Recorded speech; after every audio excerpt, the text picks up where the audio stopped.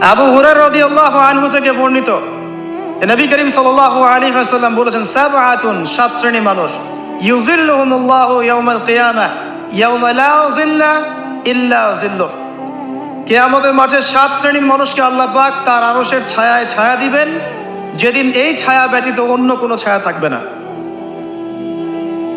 তার প্রথম শ্রেণী হচ্ছে ইমামুন আদিল, ন্যায়পরায়ণ বাদশা,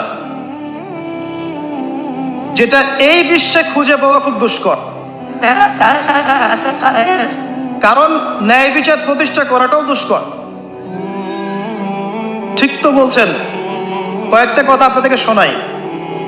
যখন একটা কওমের জনগণ মাপে কম দেয়, মিথ্যা কসম করে পণ্য বিক্রি করে এবং পণ্যকে মজুত করে মানুষকে কষ্ট দেয়, আল্লাহ পাক ওই কওমের উপরে দুর্ভিক্ষ